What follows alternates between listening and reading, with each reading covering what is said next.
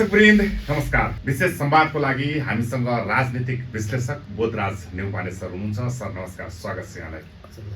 देशमा चौतर्फी द्वन्द्व भड्किएको छ, तराईतिर आगो बलिरहेको छ। त्यस लगत्तै राजनीतिक दलहरू चाहिँ त्यो द्वन्द्व रोक्नको लागि गृह कार्य गर्दैछन्। राष्ट्रिय स्वतन्त्र पार्टीका सभापति रवि लामिछानेले विभिन्न धर्मगुरुहरूलाई बोलाएर संवाद गरिरहेका छन्। प्रधानमन्त्रीले पनि तराईका नेताहरूलाई बोलाएर संवाद गरिराख्नु भएको छ। तर सम्माननीय प्रधानमन्त्री बालेन्द्र शाहले यो संघीयताको विपक्षमा चाहिँ म होइन है, म चाहिँ संघीयताको पक्षमा हो भनेर भन्नुभएको छ। यो देशमा संघीयतालाई पालेर राख्न सकिन्छ त सर? संघीयता हामीलाई चाहिने नचाहिने, चाहिनेको कारण के, कति अस्तित्व, यो जनतालाई बुझाइएको छैन। हजुर, संघीयतामाथिको भ्रम भयो, भ्रम छ अरे, हिजोका दलहरूले नै भ्रम छ अरे कि संघीयता भएपछि मात्रै हाम्रो समृद्धि हुन्छ भनेर। हजुर, संघीयताले समृद्धि दिने होइन, समृद्धि ल्याउनलाई संघीयता चाहिन सक्छ। हाम्रो केन्द्रीय नेतृत्वबाट, केन्द्रबाट चलाइएको शासनको नजर सबै ठाउँमा सबै जनताहरूलाई समान रूपले पुग्दैन भने त्यहाँ चाहिँ जनतालाई समान रूपमा दृष्टि पुगोस् राज्यको भनेर सङ्घ चाहिने, संघीयता चाहिने हो। हजुर, जस्तो टेलिफोनको टावर हैन, काठमाडौँमा मात्रै टावर राखेर जति अग्लो बनाएर राख्दै पनि हाम्रो त धेरै टाढा नटिप्ला भनेपछि कहाँ नेटवर्क टिप्दैन त्यो ठाउँमा टावरको आवश्यकता पर्छ। त्यसै गरी राज्यको दृष्टि पुग्ने गरी राख्नका लागि भनेर समृद्धिको लागि भनिएको थियो भने संघीयता यो देशको लागि त्यो औचित्य र स्वबमोजिम काम गरेको थियो भने जरुरी हो। संघीय संसदहरूले तलब खाएर देश टाढ पल्टिने होइन। राजाको पालामा त संघीयता थिएन नि त, राजाको पालामा पनि त समृद्धि। सुन्नुहोस् न, कस्तो समृद्धि थियो थिएन भएन, त्यो समय नै फरक हो। त्यसलाई समृद्धि भनियो, त्यतिखेर त्यही हुनु नै समृद्ध थियो हैन।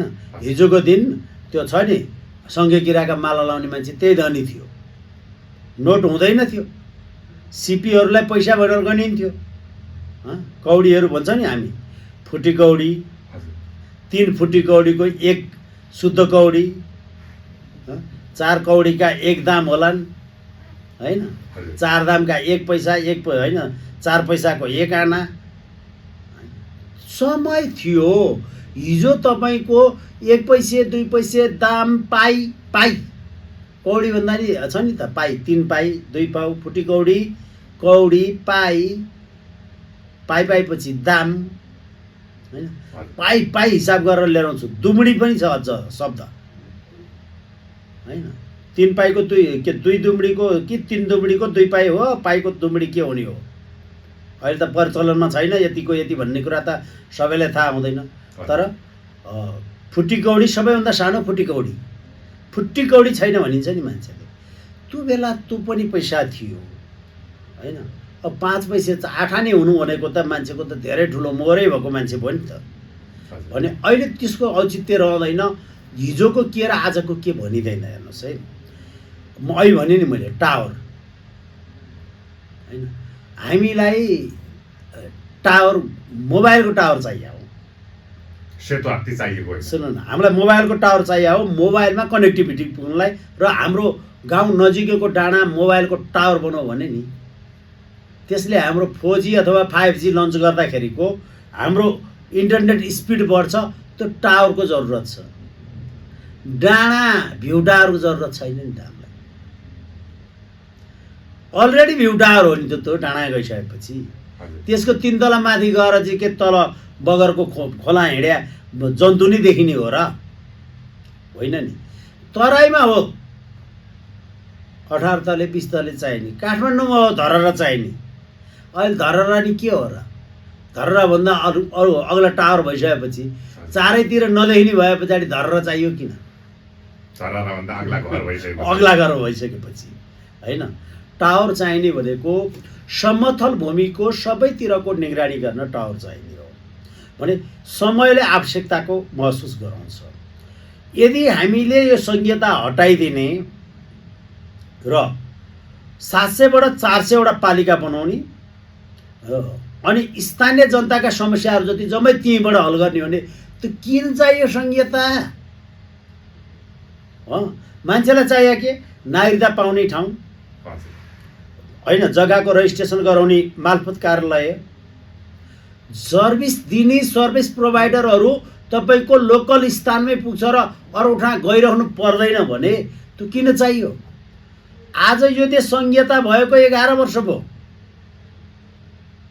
सङ्घीय सरकारको व्यवस्थापना भएको कति 6 वर्ष थियो, 2-3 वर्ष यो 9 वर्ष भयो होइन। सङ्घीय सरकारै आएको पनि हामी कहाँ 9 वर्ष, लगभग 9 वर्ष पुग्न लाग्यो। 9 वर्षसम्म न तपाईँलाई न मलाई हेटौँडाको सदरमुकाम कहाँनिर र मन्त्रालय कता फर्किया छ, सांसदको त्यो पाङ्रो पुङ्रो पनि थाहा छैन भने जरुरत के को लागि? किन बुझेन त सम्माननीय प्रधानमन्त्रीले संहिता खारेज गर्दैन भने? सुन्नुहोस्, संहिता खारेज गर्ने भने पछाडि यो संहिता फालिदिन्छु। जनतालाई हिजो के भनिएको छ भने संहिता आउँदा समृद्धि छ भनेर छ, तर संहिताले के दिन्छ जनतालाई थाहा छैन अहिलेसम्म पनि। सङ्घबाट हामीले के लिने आम जनतालाई थाहा छैन। थाहा छ नेतालाई, हामीले सङ्घको मुख्यमन्त्री लिने, हामीले केन्द्रीय मन्त्री हुन नपाए यहाँको मन्त्री हुने, सङ्घीय सांसद हुन नसके प्रदेश सांसद हुने।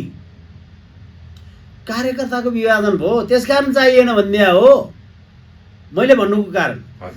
कि तिमीहरू संहितालाई केन्द्रले रक्षा होइन, अर्थतन्त्रमा के अर्थतन्त्र अर्थ मन्त्रालय अनि त्यस सेनाहरू सुरक्षा 2-3वटा मन्त्रालय राज्यले हेर्नुपर्ने राखौँ, सङ्घीय राज्यका नियमहरू राखौँ। कृषि मन्त्रालय किन राख्ने केन्द्रमा?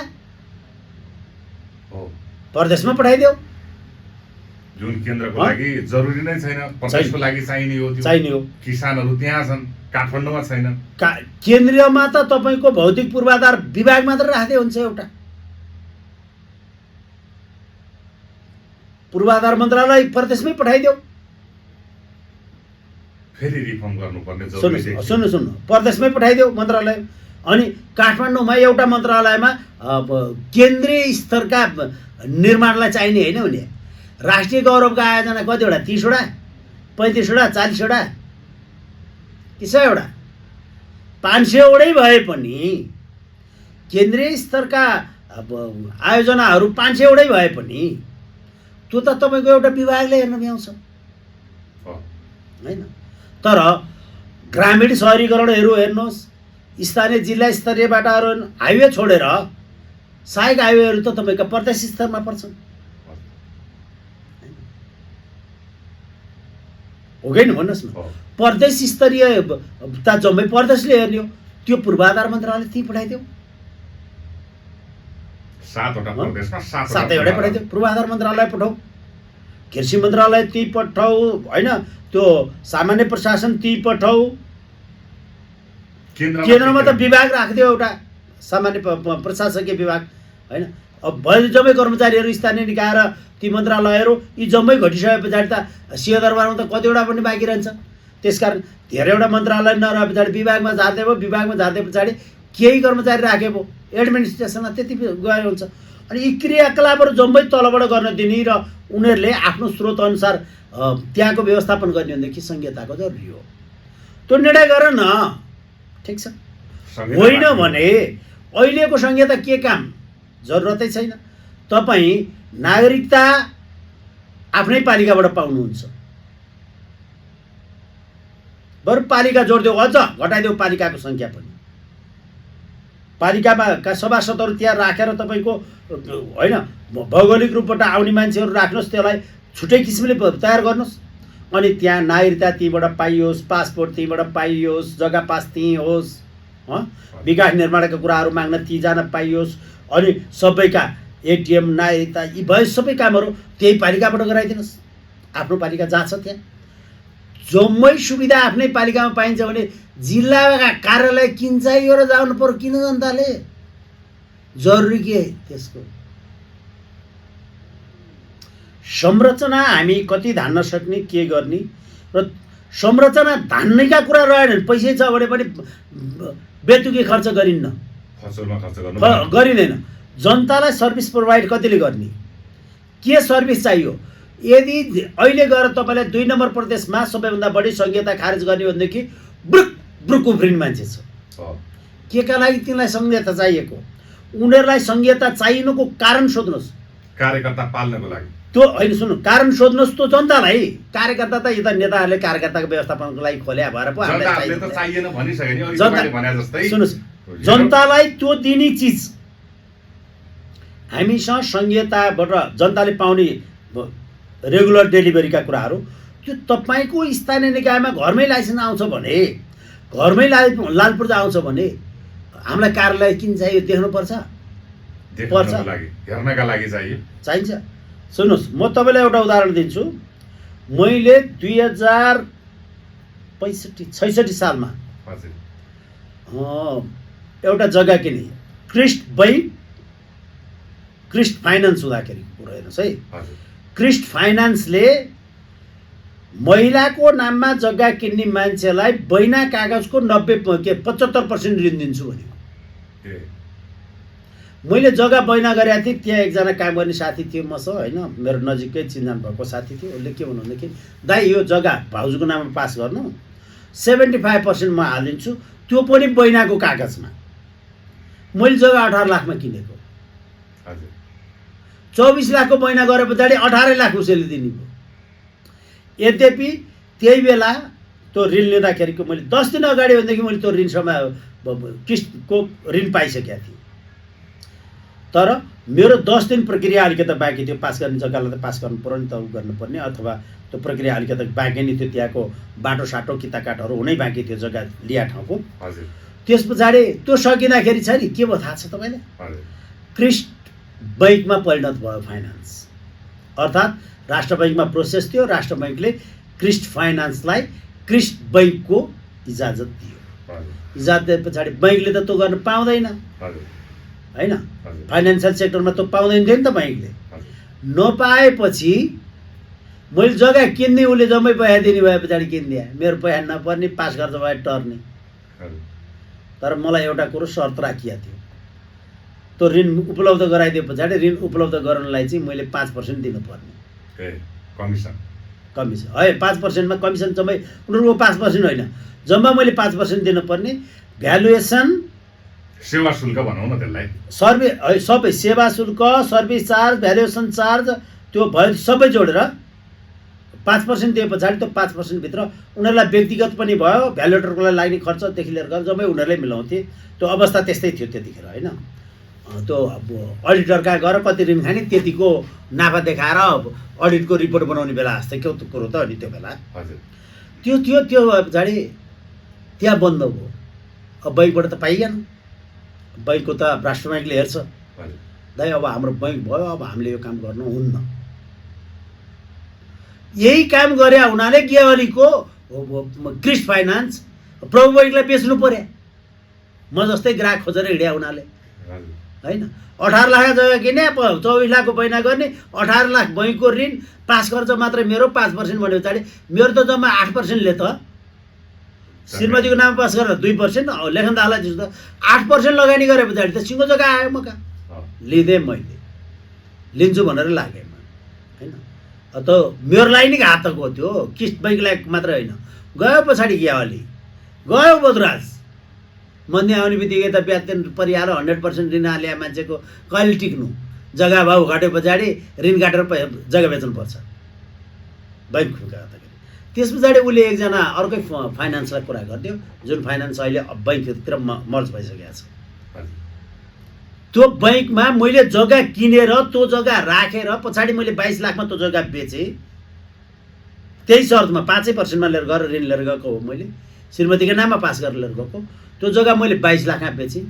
तर 22 लाखमा मैले जग्गा बेच्दाखेरि मन्दी आउँदाखेरि मैले 2 लाख रुपियाँ पैसा ऋण बढी मागेर, बैङ्कको ऋण ब्याज बढ्दै जान्छ नि, 19%सम्म ब्याज तिरी जग्गा पास गर्दा दिनलाई मैले बैङ्कको पैसा तिर्नलाई 22 लाखमा जग्गा बेच्दाखेरि 2 लाख पुगेन। पहिला तिरेको किस्तामा छोडिदिनुहोस् तपाईँले, 2 लाख घाटा भयो। मन्दी आयो, मन्दी आइसके पछाडि बैङ्कको ब्याज 18% भए पछाडि 1.5 वर्ष कुर्ने बित्तिकै हिँड कुदिहाल्यो नि। 100% ल्याए मान्छेले वर्षमा 18% बढेन। 2 वर्ष जाने बित्तिकै 36% बढो, जग्गा भाउ कति बढो? 25% बढो। मलाई 2 लाख पुग्यो त अब 2 लाख रुपियाँ मैले तिरेको पैसा ब्याज सहित र गर्दाखेरि मैले 2 लाख रुपियाँ पैसा थप हाल्नु पर्यो ऋणमुक्त हुनलाई। त्यो फाइनान्सले मलाई जुन फाइनान्सको मैले अफिस ऋण लिँदा पनि देखिनँ, ऋण तिरिसक्दाखेरि पनि देखिनँ। कुलेश्वरमा थियो त्यो भाइ, चेकबुक चाहिँ थियो मसँग। चेकबुक बनाएर खाता खोलिदिएर नागरिकता र फोटो पठाइदिए भएर मालपोत कार्यालयमा गएर त्यहीँ गुड फर पेमेन्टको चेक काटिदिएर मैले काटिदिए चेक उनीहरूले लिएर आएको, त्यही दिए 3 प्रति चेक बनाएर लिएर आएर मैले जग्गा पास गरेर आएको। त्यो फाइनान्स पनि कन्ट्रोभर्सीमा पर्दै लिएर गएर लाखना कता भएर अहिले बैङ्कमा पुगिसक्यो। त्यो कुन चाहिँ बैङ्कमा जाँदाखेरि मेरो खाता देखिन्छ होइन, खाता नम्बर त त्यो खाता सँगै जान्छ नि त देखिहाल्ला। अहिलेसम्म मलाई त्यो कहाँ कुन चाहिँ बैङ्क कहाँ पुगेको छ र त्यो खाता कहाँ छ भन्ने कुरो मलाई थाहा छैन। परदेशको र यो ऋणको के भयो त? अब सुन्नुहोस्, यो परदेश त्यही हो। अहिले मैले भने 100% को कर्मचारीले 25% खाने, 100% लगानी लगाउने, चन्दी भए ब्याज पनि आयो, लगानी गरेर जग्गा भाउ 30 लाख पुग्या भए फाइदा हुन्थ्यो तपाईँलाई। 1 रुपियाँ लगानी नगरिकन 6 लाख रुपियाँ आएन भने 6 लाख% फाइदा नि। 6 लाख% रुपियाँ लगानी नगरे मान्छेको त जति पैसा भयो त्यति % भएन हो कि भन्नु न। हो यस्ता गतिविधिहरू प्रदेश सभामा अहिले नेताहरूले कार्यकर्ता व्यवस्थापनको लागि राखे र प्रदेशमा गएको रकमहरूबाट पैसो सबै सिद्धियो। मैले 79 को नारा बनाएको थिएँ, मेरो नारा 3टा नारा थिए मेरा। के नारा? भोट माग्न हेर्दाखेरिको तपाईँले प्रदेशै उठाए पछाडि होइन, श्रीमती पातिक यसपालि राख्देऊ जनता पुरै खाली। म समानुपातिक भन्दिनँ थिएँ। श्रीमती पातिक यसपालि राख्देऊ जनता पुरै खाली, समानुपातिकमा भोट नहाल। त्यो मतपत्र त्यो समानुपातिक होइन, त्यो श्रीमती पातिक हो नारा। करोड करोड फालिन्न, प्रदेशलाई भोट हालिन्न। त्यतिखेर बालनले पनि भोट नहाले। करोड करोड फालिन्न, प्रदेशलाई भोट हालिन्न। यो नारालाई अक्षरशः पालना गरे अहिलेका प्रधानमन्त्रीले। प्रत्यक्षमा भोट हाले पछाडि सरक निक्लेर हिँड्या हो।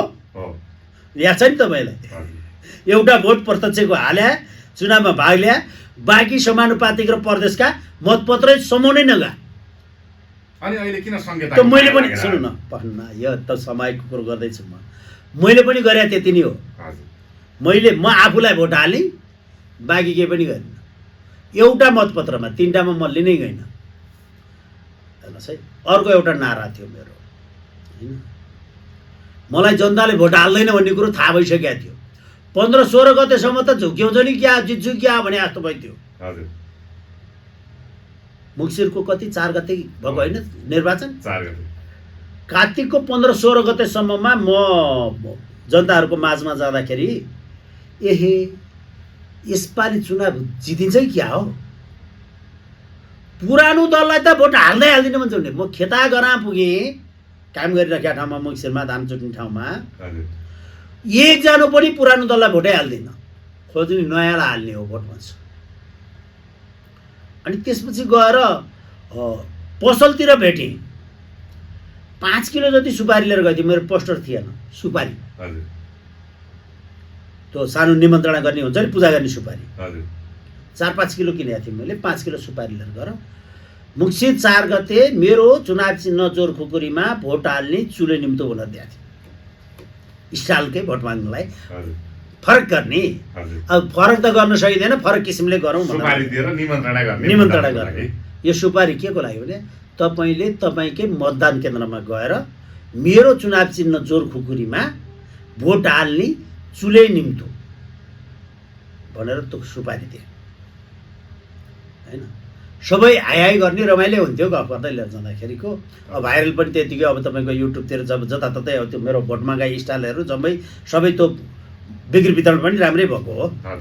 त्यस पछाडि गएर 16 गते पछाडि मैले के भने भनेदेखि अनि अर्को नारा थियो मैले 16 गते पछाडि के भयो भने त्यो जम्मै जनताले छ नि जब 16 गतेबाट प्रचार सुरु भयो नि मेरो छेउमा आउने मान्छे भएन किन आफ्नै पार्टीमा जम्मै दौडे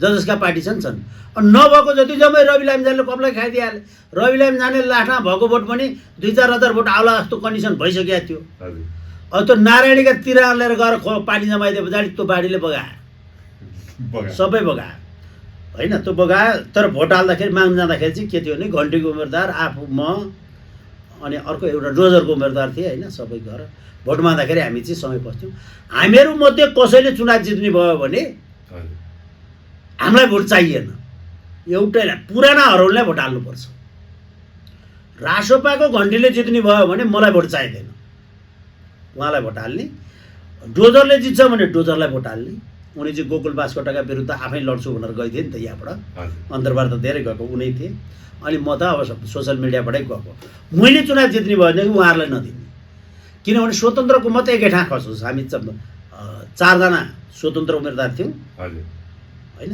र 1 जना चाहिँ राष्ट्रिय स्वतन्त्र पार्टीलाई जोडेका थियौँ हामीले स्वतन्त्रकै रूपमा त्यसलाई काउन्ट गर्दा 5 जना भएको थियौँ के थियो त्यसरी भनेका थियौँ चाहिँदैन अनि त्यस पछाडि गएर सबै आफ्नोमा हिँड्न थाले मसँग त भोटमा नै हिँड्ने त मेरो त घरमा साथ दिने मान्छे हेर्नुहोस् बाहिर निक्ले पछाडि भात होटलमा भात किनेर खायो भने घरमा पकाउनु नपर्ने होइन हामी त बुढाबुढी मात्रै हिँड्ने हेर्नुहोस् त्यो भएपछि भोट अब आउँदैन भन्ने थाहा भयो त्यस पछाडि मेरो नारा अर्को जोडियो बरु मलाई चाहिँदैन काकालाई हाल्न पाइँदैन बरु मलाई चाहिँदैन काकालाई हाल्न पाइँदैन काका भने चाहिँ का भने काङ्ग्रेस क भने कम्युनिस्ट यी दुईटालाई नहाल अरू जसलाई हाले नि हाल बरु मलाई चाहिँदैन काकालाई हाल्नै पाइँदैन होइन करोड फालिन्न परदेशलाई भोट हालिन्न करोड भनेको म अब तपाईँको ठाउँमा आएँ जोड्नलाई त्यतिखेर मुख्यमन्त्री राजेन्द्र पाण्डे बागमती प्रदेश राजेन्द्र पाण्डेले के भनेको थियो भनेदेखि असारको उसमा 57 अरब रुपियाँ पैसा लिएर जाँदाखेरि प्रदेश सञ्चालन गर्दाखेरि घाटा भयो 57 अरब रुपियाँ पैसा प्रदेश चलाउँदाखेरि घाटा लाग्यो व्यापारी भाषाले बोलेको थियो राजेन्द्र पाण्डेले अब मेरो चाहिँ अलिकति गणित अलि छिटो चल्छ के त होइन म्याथ पनि अलि आउँदैन तर गणित चाहिँ अलिअलि जान्दछु म होइन अनि त्यसपछि गएर 13वटा जिल्लालाई 57 अरब रुपियाँ पैसा बाँडे त्यो 13वटा बाँडे पछाडि एक भाग आयो मेरो काभ्रे जिल्लालाई काभ्रे जिल्लाको 13वटा पालिका 13वटा पालिकालाई बाँडे मेरो पालिकाको पैसा आयो मेरो पालिकामा 12वटा वडा थियो त्यसले 12ले भाग गरे पछाडि 1 करोड चान्चुन पर्दो रहेछ त्यसपछि घाटा लाग्छ भने प्रदेश किन्छ नि 1 करोड रुपियाँ पैसाले स्थानीय निकायको विकास गर्ने हो भने ओडाको एउटा ओडाको 1 करोड रुपियाँ 5 वर्षमा 5 करोड रुपियाँको विकास गर्ने हो भनेदेखि त मेरो देशका 4000 भन्दा जति ओडाको 5 वर्षमा वास्तवमा जनतालाई चाहिए सब सेवा सुविधा जति धारो आइहाल्छ बारीको कुलो आइहाल्छ खेता कुलो भइहाल्छ खेता बाँध लागिहाल्छ बिजुली गइहाल्छ घरसम्म पुग्ने बाटो पुगिहाल्छ घरा धारो आइहाल्छ टेलिफोनको लाइन पुगिहाल्छ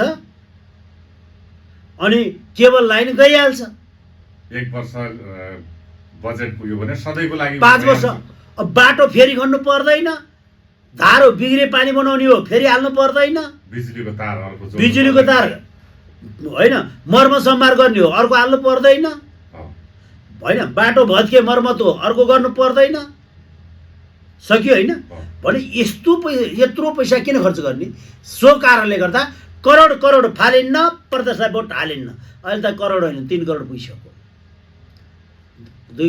2 करोड भन्दा नागेन अहिले एउटा ओडालाई त्यति प्रदेश नहुँदाखेरि यो पैसा जनताको स्थानीय निकायको विकास हुन्छ भनेर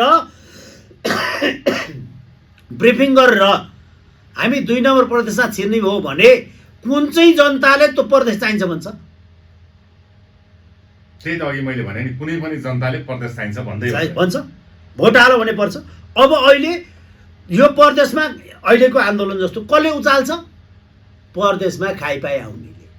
प्रदेश गयो भने त सर्वस्व हुन्छ बाबाई, खान पाइँदैन, लुट्न पाइँदैन, देशलाई देश लुटेर अर्थात् उनीहरू के भन्छन् भने माथिबाट आइरहेको चाखोलोको पानी जति काठमाडौँ लिएर गएर हालिदिए पछाडि, चाखोला शिरको पानी लगाए पछाडि तिमीहरूका खेतमा चाहिँ लाउँछौ के भने पछाडि काठमाडौँ पानी ल्याउनलाई चाखोला शिरको पानी मण्डन देव प्रकारले दिन्छन्।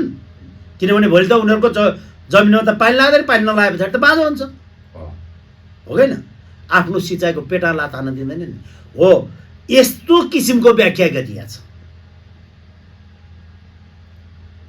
चाखोलाको मूलको पानी जति जम्मै ड्याम बनाएर जोगाउने, तिमीहरू दिउँसो मात्रै पानी सिँचाइ गर, राति तिमीहरूको पानी सकिएर ओभरफ्लो भइसकेको पानी चाहिँ यता काठमाडौँ आउँछ भनौँ भने नाइकलले भन्छ अहिले राति बसेर पानी ल्याउनुपर्छ, पालो कुर्नुपर्छ, बेलुका 6 बजे पालो आउँछ। 2 बजीसम्म 3 बजीसम्म पुसा दिन पहिला गएर पानी पोखिया ठाउँमा थुन्नु परिहाल्यो, चाल्नु परिहाल्यो, पानीलाई त सञ्चित गराउनु पऱ्यो। त्यो गराइसकेर अनि फेरि दौडेर गएर झिँझा यति लिएर गएर अनि झिँझाले खुट्टा सेक्नु पऱ्यो, नत्र कक्रक बनाइहाल्छ। दिउँसो घाममा आनन्दले ल्याउनु पाइन्छ भने चाहिँ कसले दिँदैन? दिन्छ नि, हो। प्रोजेक्टहरू हुनु पऱ्यो नि, हो। अब अहिले हामीलाई प्रदेश त्यसलाई चाहिन्छ जसले प्रदेशमा तर मारिरहेछ। प्रदेश चाहिन्छ भनेर जनतालाई जसले उचाल्छ त्यही तरमारले उचाल्छ, अनि त्यो प्रदेशबाट त्यो जो उचालिन्छ त्यसले केही पनि पाएको छैन। बोधराज सरले भने जस्तै सुधारिएको प्रदेश चाहियो, जहाँ चाहिँ जरुरी छ त्यसको लागि चाहिँ चाहियो। अब एउटा कुरो त्यो हुँदाखेरि अब मानिलिउँ स्थानीय निकायबाट मात्रै गर्दाखेरि हामीलाई जिल्ला स्तरीय बाटाहरू होलान्, हजुर, हुन्छन् नि। 3टा 4वटा पालिका क्रस गरेर पनि त हामीले अर्को ठाउँमा पुग्नुपर्ने गन्तव्य त छ त हाम्रो, होइन? हामी सिन्धुली जाँदै गर्दाखेरि पनि त चाहिएला नि त हामीलाई, धुलिखेल नगरपालिका नि पार गर्नु पर्ला, हामीले त्यो के अरे नवबुद्ध पनि पार गर्नु पर्ला, अनि त्यस पछाडि रोसी गाउँपालिका पनि छुनु पर्ला नि त। अनि सुनकोशी पालिकामा नि सुनकोशी पनि जानु पर्ला। प्रत्येकले टोल ट्रास उठाउनु थाल्छन् बाटोको, होइन? धेरै कुराहरू समस्या हुनसक्छ नि। हो, यस्ता कुराहरूलाई फेरि विचार गरेर प्रदेश मार्फत गरौँ, स्थानीयलाई अहिले त्यो हामी जे छ त्यसमा राख्ने, तर हामी प्रदेशलाई चाहिँ जोगाउँछौँ भनेर प्रदेश जोगाउँछ सरकारले भनेदेखि पहिलो काम के गर्नु पर्यो? केन्द्रीय कृषि मन्त्रालय हुनु भएन, त्यहाँ कृषिको विभाग मात्रै हुन्छ। त्यो विभागले के गर्छ? हो, प्रदेश स्तरीय कृषि समन्वय समिति, किनभने बाहिरबाट मल ल्याउनु पर्यो, कृषिको प्रोजेक्ट ल्याउनु पर्यो। समन्वय समिति सिंहदरबारमा रहन्छ, 7 प्रदेशको, त्यसले 7 प्रदेशको कृषि मन्त्रालयलाई निगरानी गर्छ, होइन? र जनताले लिने डेलिभरी जति सबै कामहरू 7वटा प्रदेशमा पठाइदियो। 7वटा मन्त्रालय, 7वटा मन्त्रालय, 7वटा मन्त्रालय लिएर गएर 7वटा पूर्वाधार मन्त्रालय त्यही पठाइदियो, यातायात व्यवस्थालाई त्यही पठाइदियो, यातायात व्यवस्था विभाग त्यही पठाइदियो, प्रदेशमै पठाइदियो यातायात व्यवस्था मन्त्रालय, त्यही पठाइदियो। अनि त्यस केन्द्रमा राख के? रक्षा, परराष्ट्र, गृह, अर्थ पनि तपाईँको केन्द्रीय राष्ट्रिय स्तरको गर्नका लागि पर्सेन्ट उनीहरूले उठाउँछन्, त्यसको 100% केन्द्रको भाग छुटाउने हो। प्रदेशबाट केन्द्रले ठाडै उठाउनु पाएन, केन्द्रले इन्टरनेसनल मार्केटबाट लिएर आएको भन्सार उठाउँछ, हो। त्यस पछाडि गएर केन्द्रीय स्तरका जुन अन्तर्राष्ट्रिय उसबाट आउँछ नि त, अन्तशुल्क उठाउँछ, यताउति उठाउँछ, त्यो मात्रै केन्द्रले उठाउँछ, अरू सबै प्रदेशमा छोडिदियो।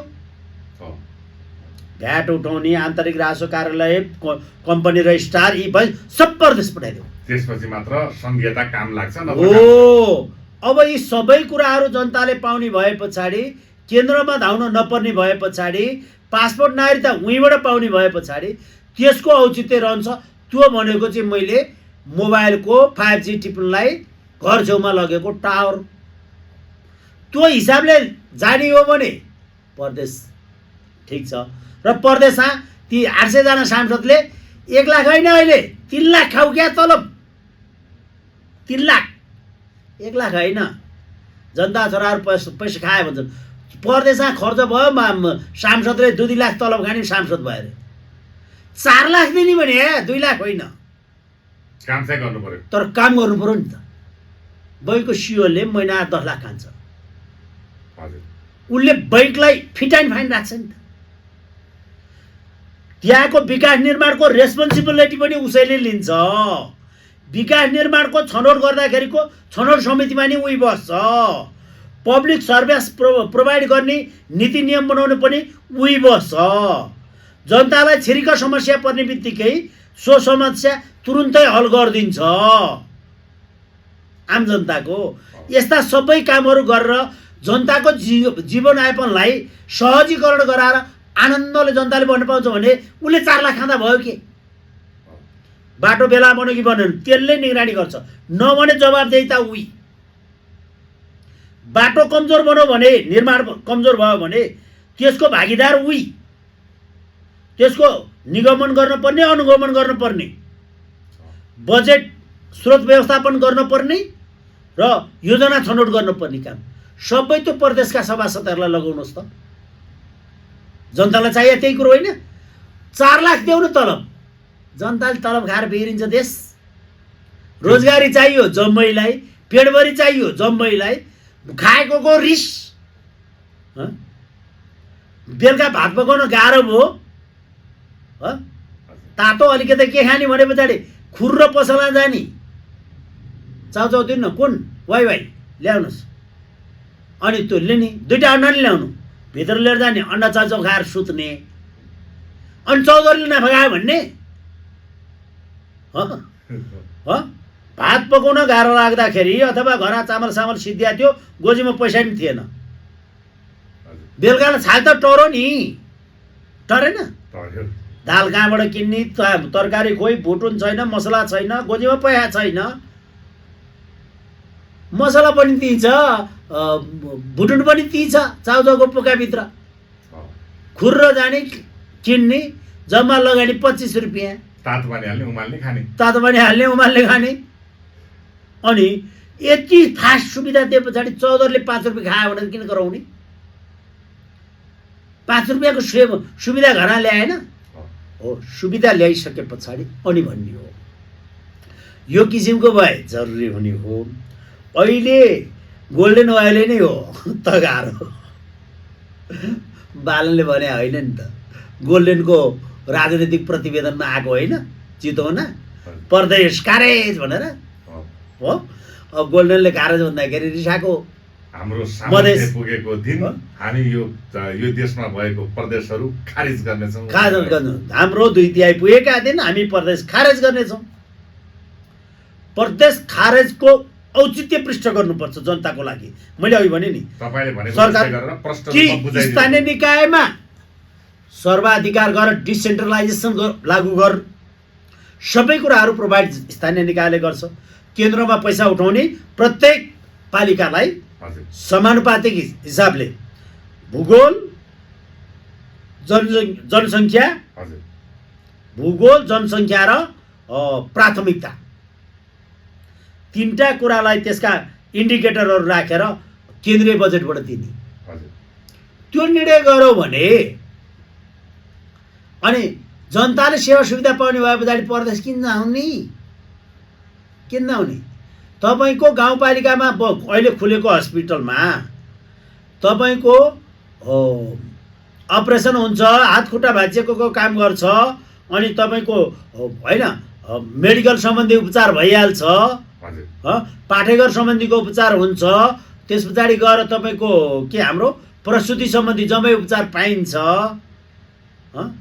टाउको उपचार हुन्छ, सबै कुरा तपाईँको प्रदेशमै हुन्छ भने तपाईँलाई जिल्ला स्तर र प्रदेश हस्पिटल किन चाहियो? घर पाइकोमा सजिलो होइन?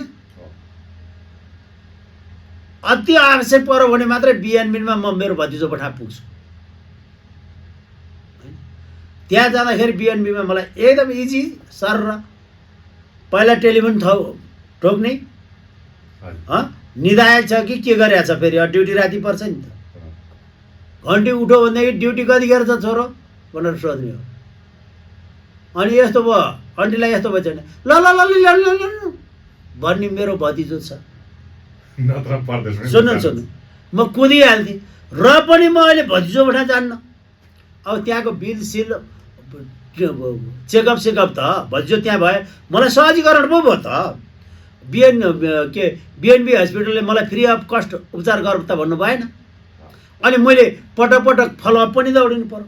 त्यसकारण म मेरो घरबाट नजिकै छ नि अर्को त्यहीँ जान्छु। अलिकति फरक पर्छ वेट गर्नुपर्छ। तर यहाँ आउन्जेलसम्म वेट गर्दाखेरि त्यही पाला आउँछ त मेरो।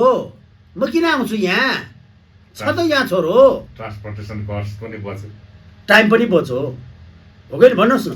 भने यदि जनताले सेवा सुविधा त्यहीँ पाउँछ भने उसलाई त्यसको जरुरी छैन। जनतालाई चाहिएको भनेको सर्भिस प्रोभाइड हो। सर्भिस प्रोभाइडको लागि प्रदेश जरुरत छैन। प्रदेशलाई औचित्य छ र प्रदेश अझै राख्नुपर्छ भने केन्द्र घटाउ प्रदेशलाई पठाउ। त्यहाँ आएर नेता त उही त हो नि। अब यहाँ एमाले अध्यक्ष हुनु पर्यो भन्ने शङ्कर पोखरेल होइन लुम्बिनीको मुख्यमन्त्री उही त हो नि। देशै चलाउँछु भने मान्छेले लुम्बिनी चलाउँदैन। अहिले आशिकाले चिप्ल्याएको मान्छे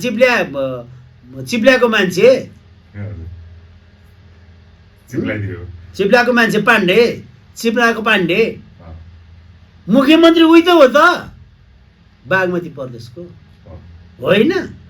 अनि मुख्यमन्त्री नपाए पछाडि डोरमनी हुँदाखेरि घ्यार घ्यार गरेर रिस उठेर कराउने एमालेको खम्बा चिउँडोमा जम्मा गरेछ झुसिल गिरा जम्बा क्या हो 6 फिटे लम्बा भन्ने मान्छे मुख्यमन्त्री खोजे मान्छे बालनसँग आएर चुनाव हारे होइन हो गएन। डोरमनीसँग मुख्यमन्त्रीको प्रतिस्पर्धी मान्छे होइन।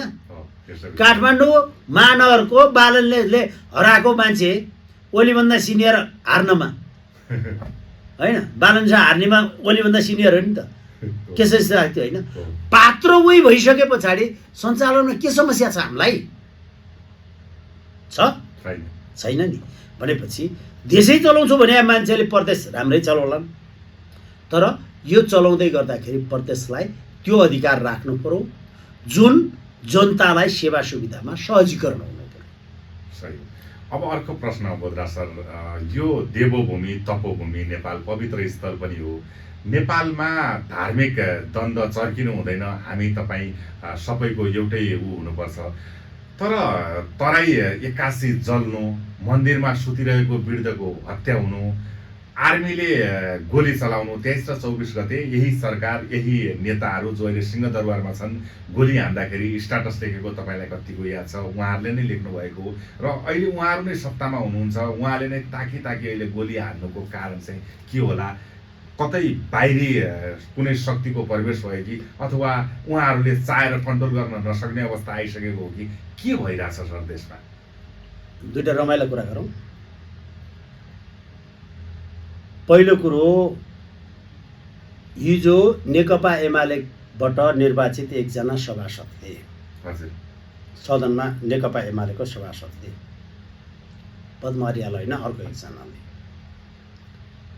हिजो 19 गते बालबच्चाको रगत खाने पिउने अथवा रगत खाने सबै रक्त पिपासुहरू जनतालाई मारेर रगतमाथि होली खेलेर गरेर आएका यिनलाई जेल जाग्नुपर्छ ज्यानमाराहरू को रमेश लेखक र खड्ग प्रसाद गिरी भन्ने को तपाईँभन्दा अगाडि बसेको मान्छे ठ्याक्कै सामनेमा बसे म लगाए त होइन।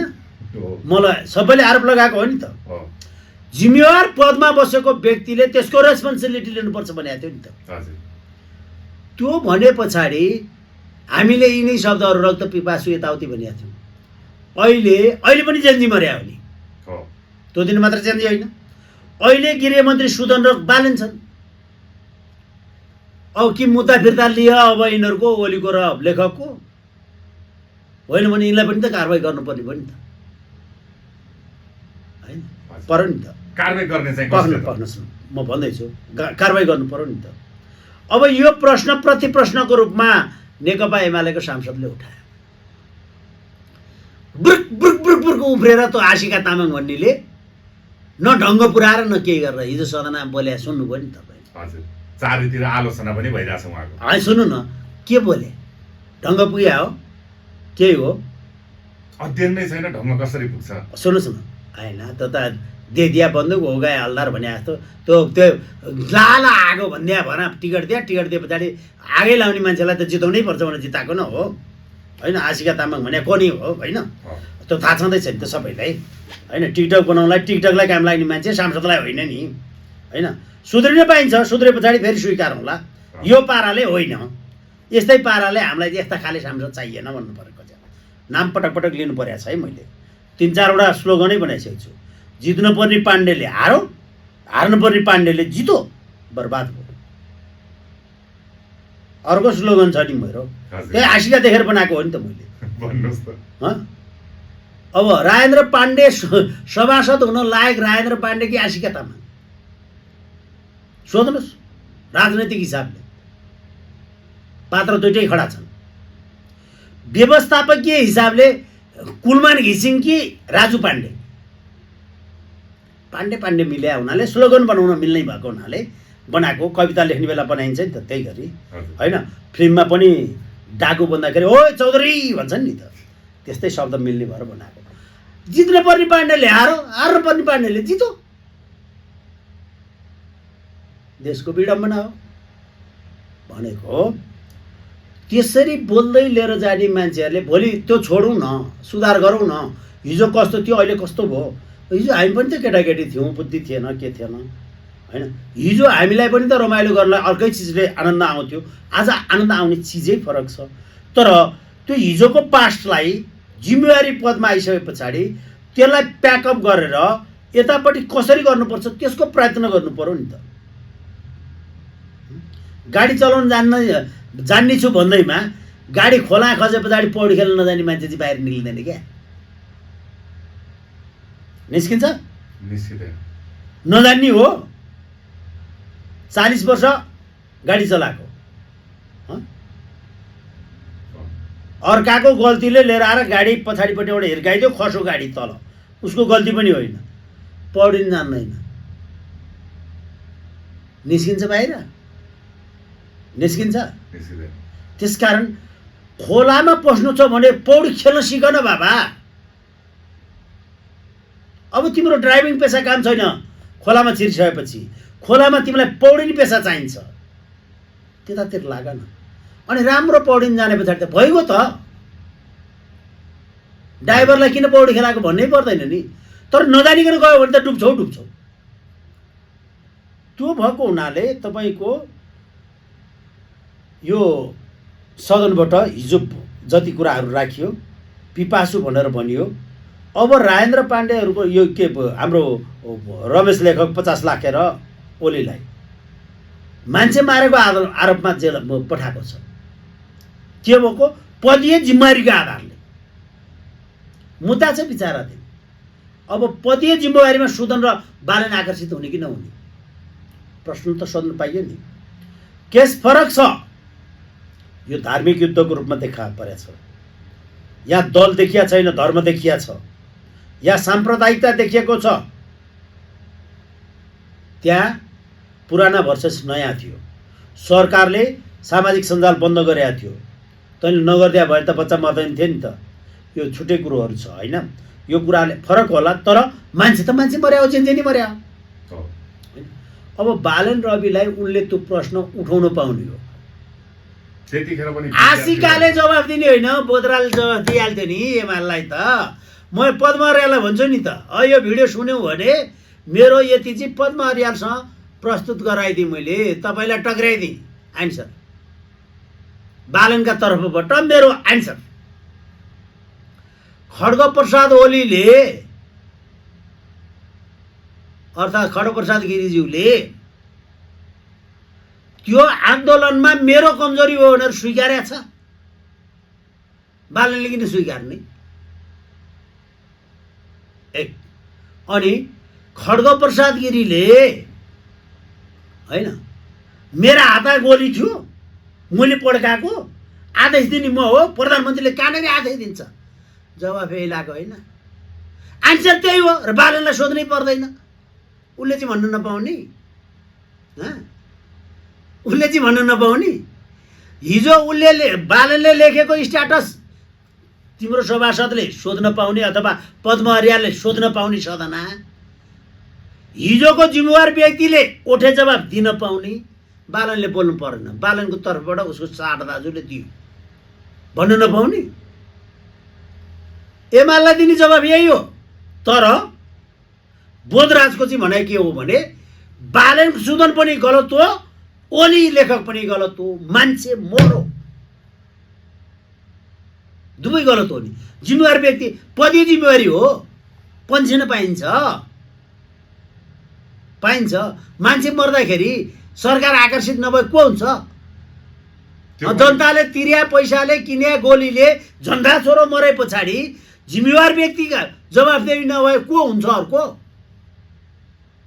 ओली पनि जवाफदेही हो, सुदन पनि जवाफदेही त हो। तर यो भनेको लाइसेन्स प्राप्त ड्राइभरले रोड एक्सिडेन्टमा मान्छे मारे जस्तै हो। त्यो पनि भनिएको छु मैले। लाइसेन्स भएको ड्राइभरले गाडी लिएर गुडाउँदै जाँदा गाडीको एक्सिडेन्ट भयो, मान्छे मर्यो, अथवा गाडीले ठक्कर दिएर मान्छे मार्यो, ड्राइभरलाई कारबाही कति? सवारी ऐन अन्तर्गत हो, कारबाही गर्नुपर्छ पर्दैन? चौकी लैन्छ कि लैँदैन? 30 दिन थुन्नुपर्छ कि पर्दैन? मान्छे मरेपछि पर्छ। तर जन्मकैद हालिन्छ, ज्यानमारा भनिन्छ हो। त्यस्तै हो रमेश लेखक पनि, खड्गे गिरी पनि, सुदन गुरुङ पनि, बालन पनि यी हत्याइ गरेका हो। तर तिमीहरूसँग लाइसेन्स छ। लाइसेन्स प्राप्त ड्राइभरबाट भएको घटनामा मरेका व्यक्तिहरू र सरकार चलाउँदाखेरि होइन भिडभाड भएका बेला सरकारी गोलीबाट लागेर मरेका व्यक्तिहरूको क्षतिपूर्ति दिने हो होइन, जवाफदेहिता लिने हो, जिम्मेवार हुनु पर्दैन होइन। शब्द मिलाएर भनेको छु, फेरि जिम्मेवारी छुट्छ भन्नु पाइँदैन। पद्म अर्याललाई तपाईँको जवाब? पद्म अर्याललाई मात्र होइन, त्यो उनीहरूलाई पनि त पुगेन भने अहिले चाहिँ पुग्दैन। पद्म अर्याललाई त ठाडो दिनु पर्यो नि त, स्वीकार्नु पर्छ नि उसले नि। ओलीले स्वीकार्नु पर्दैन मैले चलाउने हो गोली भन्ने? हामीलाई थाहा छैन त? अहिले चाहिँ बालनले चलाएको सिंहदरबार केटो जम्मै 9 बजेदेखि 12 बजीसम्म के भयो? यी कति यहाँ बालुवाटार आउँछ, बालुवाटार सुत्या मान्छे हाम्रो सालीसँग, सालीसित बालनको बुढी। मैले ओलीको कारणले गर्दाखेरि व्यङ्ग्य गर्ने गरेको छु नि त होइन। हितेन्द्रको घर जलाइदिए नि त, हितमानको कुलमानसँग उठेर आए पछाडि ओलीको सालो भनेर जलायो नि त। ओलीको सालो होइन नि त ऊ, राधिका साक्य, काठमाडौँको साक्यकी छोरी। अब हितेन्द्रदेव साक्य, इलामको साक्य।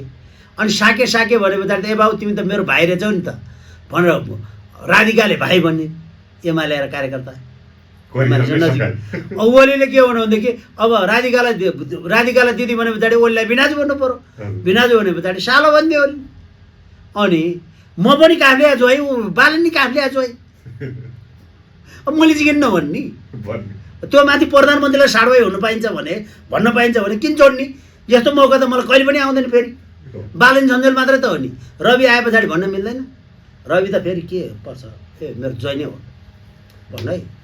रवि हो मामा ससुराकी छोरी भनेपछि निकिता छ नि, नेउपानेकी मान्छे हो, मान्छे छ है ऊ पनि होइन, भन्न पाइन्छ ठाउँ। यो नेपालीलाई घुमाउन पाइन्छ, जम्मै घुमाउन भने। यस्तो विषम परिस्थिति छ। यो सबै हुनुको कारण गोल्डन वागले हो, हेर्नुहोस् है। अरू तथाकथित छन्, गोल्डन वागले नजिक हुन्छन्। म 3वटा कारणले गोल्डनलाई दोष दिन्छु। एउटा संहितामाथिको स्पष्ट बोली नआइकन त्यो चितवनमा भएको प्रस्तुत भएको विधेयक भ्रम जसले भ्रम फैलाएकोले 2 नम्बर प्रदेश विशेष त मधेसलाई यसले सबैभन्दा चोट पुर्याएको छ शब्द। विरोध पनि तीबाट भएर आएको 1 नम्बर। दोस्रो, युवाहरूलाई उत्साहमा ल्याउन सकेन, रोजगारी यताउतिबाट अब अवसर छ भन्ने कुराको त्यसको आश पलाउने काम बजेटबाट सम्बोधन गराउन सकेन। तेस्रो, तपाईको सुकुम्बासीहरू जुन हटाइयो त्यसको व्यवस्थापन गर्ने पद्धतिलाई यद्यपि पूर्जा बाँड्न थालेका छन्, अब चित्तबुझीलाई बजेर जान्छ, देश पुरै बन्ने अवस्थालाई यो लथालिङ्ग बनाउँदैछन्, बनाउन् होइन। अब जसको हातमा छ उसले गरेको हुन्छ, हामीले बोले हुँदैन, हामीले भनेकै हुने भएदेखि हामीलाई नै चुनाव जिताउँथ्यो होलान्, त्यो पनि घातक छ। तैपनि त्यहाँ रिस उठ्या मान्छे, रिसाउने मान्छे छ, हुकु त्यो रिस हुकु हुकु भने चाहिँ को फेरि सुकु भन्या सुकुम्बासी, हुकु भन्या हुकुम्बासी होइन, हुकु छ, हुकुलाई नै रिस उठ्या छ। अर्को कुरो रह्यो, राज्यले त्यो व्यवस्थापन गर्नका लागि आश देखाउन सकेन। तेस्रो रह्यो, जनताको स्वास्थ्य शिक्षामा लगाएको समता कर, यसले जनतालाई आक्रोशित गरा। यी फरक के रहेछन्? हामीलाई राहत होइन, यिनीहरू हामीलाई नै सूचना आएका रहेछन्। यो शब्दले यो सरकारको क्रेडिबिलिटी, आश, भरोसा गुम्दै गयो। त्यो गुम्यो। अर्को, त्यो गुम्दै गर्दाखेरिको पनि बालेन शाहले क्याबिनेटमा बसेर गोल्डन वाले सहितसँगै राखेका क्याबिनेटबाट सरकारले जनताबाट हामीले यो उद्देश्यका साथ जुन लेखेका छ बालेनले उद्देश्यका साथ ल्याएका थियौँ, तर जनतालाई यो उद्देश्यभन्दा हामीलाई यसको मार बढी पर्छ भन्ने प्रश्न उठेको कारणले गर्दाखेरि यसलाई चाहिँ हामीले हाललाई फिर्ता लियौँ भनेर क्याबिनेट डिसिजनबाट ल्याएको थियो भने जनतामा सन्देश के जान्थ्यो भने रासपा पार्टी आफैले फिर्ता लियो भन्ने हुन्थ्यो। क्याबिनेट हुँदा बालेनको मुखपत्रबाट प्रकाशित भयो होइन, बालेनको मुखपत्रबाट प्रकाशित हुँदाखेरि त्यो मुखपत्रबाट प्रकाशित गर्ने पाइँदैन अर्थ विधेयक। कि त क्याबिनेट, प्रधानमन्त्री छ अधिकार हुन्छ, कि त क्याबिनेटले गर्नु पर्यो, के होइन भने अर्थ विधेयक अर्थमन्त्रीले गर्नु पर्यो, विशेष अधिकार हो त्यो अर्थमन्त्रीको। अनि त्यसमाथि पनि दुवैले पनि पाउँदैनन्, दुवैले प्रस्ताव मात्रै लान पाउने हो, किनभने यो मौजुदा संसदले पास गरेको, पास भएको हो। त्यो जनतासम्म ब्याक हट्नु थियो भने मौजुदा संसदले पास गर्नुभन्दा अगाडि नै संशोधन सहित पास गर्नु पर्थ्यो अर्थ विधेयक, हो कि भन्नु न? अर्थ विधेयक पास गर्नु पर्थ्यो, सदनमै संशोधन प्रस्ताव लगेर संशोधन गर्नु पर्थ्यो भने सदनबाट पास भएर लागू भइसकेको 3 दिन पछाडि मोबाइलबाट फिर्ता भयो। अनि त्यो मोबाइलबाट फिर्ता भए पछाडि गोल्डन वाइलेको र बालेन शाहको सम्बन्ध राम्रो छैन हो, यो त जनताले थाहा पायो, अहिले पनि छैन। यसलाई हामीले राम्रो सम्बन्ध भएको देख्दैनौँ क्या। जे होस् 36 को सम्बन्ध हो, सँगै छन्, तर कता 36 हुन् यिनीहरू। कता रवि लामिछाने र सोनी वागले भेट भइसकेपछि उहाँकै रिसोर्टमा सोनी वागलेको आफ्नो रिसोर्ट पनि रहेछ, पछि थाहा पायौँ हामीले। उहाँको रिसोर्टमा भेट भइसकेपछि कतै सोनी वागले प्रधानमन्त्री बन्ने दाउमा त होइनन् भनेर रवि र गोल्डनको सम्बन्ध 66। हजुर 66 को सम्बन्ध छ। 66 भनेको र बालेन र गोल्डनको सम्बन्ध भनेको 36 को सम्बन्ध छ। 66 र 36 भनेको चाहिँ के हो? 36 भनेको उल्टो फर्किया हुन्छ के, 3 र 6, यता फर्किया 6 यता फर्किया 3 हुन्छ के। यो कसको 3 6 यो 36 को आँकडामा गोल्डन र बालेन, अनि रवि र गोल्डन 66। हजुर 36 होइन 63 को आँकडामा रवि र बालेनको रवि र गोल्डनको सम्बन्ध 63 होइन, अनि बालेन र गोल्डनको सम्बन्ध 36, बाँकी 1 मसँग छ।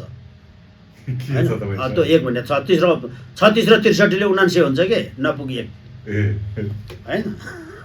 होइन हजुर यिनीहरूको सम्बन्ध त्यस्तो छ 3 र 6 उल्टो हुन्छ 6 र 3 सुल्टो हुन्छ यसो दुईपट्टि फर्किया हुन्छन् एकैपट्टि फर्किया हुन्छन् यो आँकडा देखिया छ यो जनताले देखिसके त्यो देखे पछाडि अब यी पनि त्यस्तै हो भन्ने शब्द सन्देश जनतामा गए पछाडि टेर्दैन होइन कर्मचारीले टेर्दैन सरकार टिक्दैन भने पछाडि आदेशको पालना हुँदैन अनि त्यसपछि खान नपाउने भयो र चित्त नबुझेको मान्छे छ भने उसलाई विफल गराउन निम्ति यस्ता घटनाहरू घट्छन् त्यसले गर्दा धेरै मान्छेहरूलाई यो चाहिँ राज्य सञ्चालनमा सरकारले विश्वासमा लिनुपर्ने कुराहरू चाहिँ सरकार लङ टर्म जान्छ भन्ने कुराको छनक पनि तुरुन्तै सरकार ढल्ला गोला यो सरकार मजाले टिक्छ भन्ने भयो भने नि टिक्छ भन्ने भयो बित्तिकै यो सरकार टिकन्जेलसम्म ढुक्कले काम गर्छु सरकार पक्षधरले ढुक्कले कमाइ खान पाउँछु भनेर लगानी गर्न थाल्छ हेर्नुहोस् त्यसबाट फिडब्याक आउँछ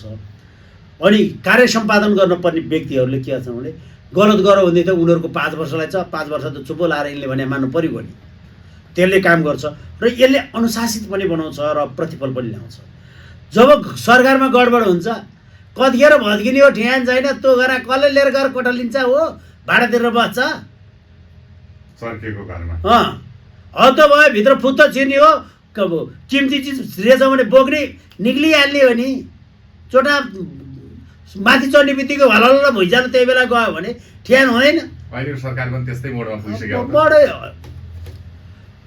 त्यो मोड चाहिँ एक्टिभ भयो भाइब्रेसन मोड चाहिँ आयो तपाईसँग 2-3 वर्ष अगाडि अन्तर्वार्ता लिँदाखेरि मोबाइल हेर्नु पर्थ्यो सरकार ढलिसक्यो कि सरकार छ कि अबको प्रश्न के सोध्ने होला भन्ने हुन्थ्यो र ठ्याक्कै 3 वर्ष पछाडि 2026मा अन्तर्वार्ता लिँदाखेरि पनि मोबाइल हेर्नुपर्ने दिन आएको छ तराईमा 2-4 जना मान्छे मरेर सरकारले राजीनामा दिइसक्यो कि यहाँ द्वन्द अझ चर्किसक्यो कि धर्मगुरुलाई गोली ठोकिसक्यो कि मुस्लिम गुरुलाई गोली ठोकिसक्यो कि साम्प्रदायिक द्वन्द चाहिँ बढिसक्यो कि भनेर मोबाइल हेर्नुपर्ने दिन आयो के भइरहेछ सर यो कस्तो नजुरेको हो हाम्रो अन्तर्वार्ताको 75 सालदेखि अन्तर्वार्ता दिन थाले जस्तो लाग्छ मलाई 75 मा होला निर्वाचनभन्दा पछाडिबाट एमालेको सरकार हुँदैखेरि नेकपाको सरकार हुँदाखेरिदेखि म युट्युब च्यानलमा बोल्थेँ बिरालै कमै हुन्थ्यो त्यहाँ त्यतिखेर मेरो 500 र 1000 को नोटलाई बजारबाट विस्थापित गराउनुपर्छ भनेर मात्रै मुद्दा थियो होइन मेरो सामाजिक सञ्जालमा त्यो विषयमा बोल्थेँ म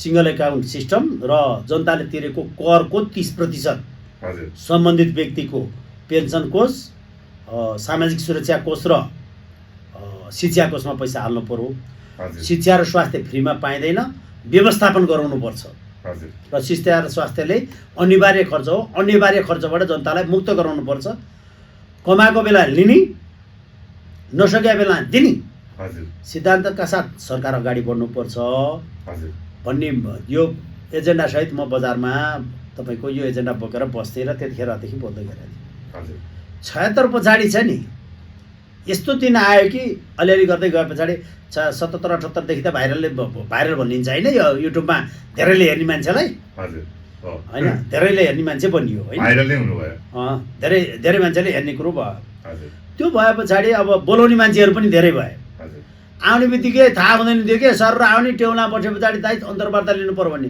एकै दिन 9वटासम्म दिएको छु सूर्य थापाले 11वटा दिए भने पछाडि म पनि 11वटा दिन्छु भनेर लगाएँ होइन त्यही के अरे त्यो सहकारीको छानबिन पछाडि मैले चाहिँ भ्याएन सूर्य थापाको चाहिँ राति पनि 8 बजेदेखि 9 बजीसम्म अर्को टिभीमा पनि रहेछ र उनको 11वटा पुगेछ मैले 9वटा दिएको छु यही दिन त्यही दिन म पनि 11वटा पुऱ्याउँछु भने सूर्य थापाको 11 पुगेपछि मैले दिँदै हिँडेको थिएँ अन्तर्वार्ता अनि त्यसपछि गएर अन्तर्वार्तामा बोलाउने अनि सोधिहाल्थेँ क्वेसन आन्सर दिइहाल्ने यस्तो मजाले आज चाहिँ मैले राम्रो बोलेर आएँ भने जस्तो लाग्थ्यो होइन भौतपुर जानुपर्ने होइन मनरा पारिपट्टि भौतपुर पर्छ वारिपट्टि कोटेश्वर काठमाडौँ पर्छ